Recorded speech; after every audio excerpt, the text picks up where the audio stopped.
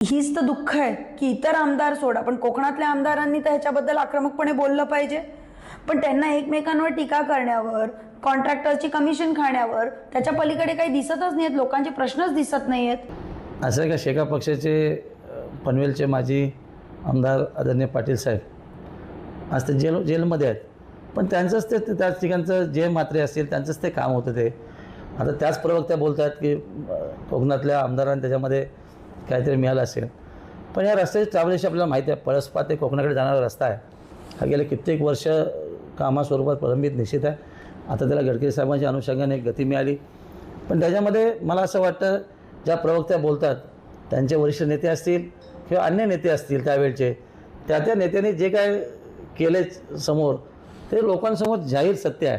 आपण कोकणवासी आहोत, आपल्याला तर रस्ता सुलभ पाहिजे तो, आणि मग त्यासाठी प्रयत्न न करताना त्या कॉन्ट्रॅक्टरला कसा ब्लॅकमेल करता येईल किंवा त्याच्याकडनं काय करता येईल ह्यांच्याच नेत्यांनी बघितलं आहे आणि त्यात आरोप करतात.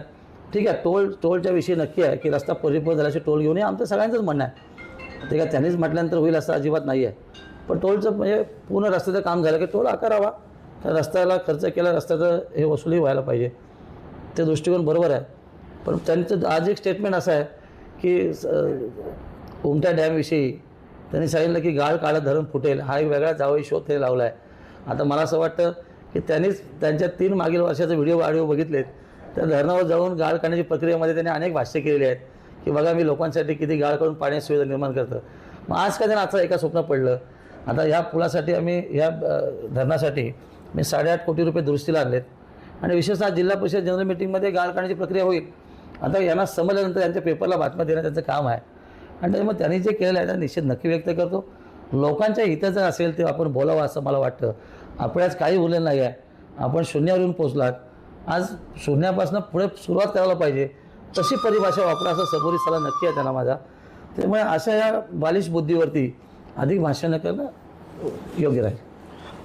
सर, कमिशन खाण्याचा आरोप वारंवार शेतकरी कामगार पक्षाकडनं केला जातो आहे. तो आता देखील त्यांनी केलेला आहे. याकडे आपण कसं पाहताय? आता 40 वर्ष त्यांच्या घरातच आमदार सगळे होते, मंत्री काय होते, जिल्हा परिषद अध्यक्ष होते. आता कमिशनविषयी त्यांना शोधतो.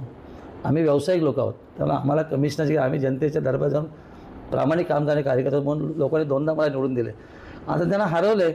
आता हरवून त्याचा हार सण होत नाही. मग अशा पद्धतीचं काहीतरी चुकीचं वक्तव्य करून आपली महती वाढवणं हे काय शोभनीय नक्की नाही. आणि अजूनही त्यांची बुद्धी बालिश आहे. मला असं वाटतं येणाऱ्या काळामध्ये त्यांचाच निर्णय लोक बघतील. ते जे आज भाष्य करतात ते 2 महिन्यात ते वेगळं भाष्य असेल असं मला नक्की वाटतं.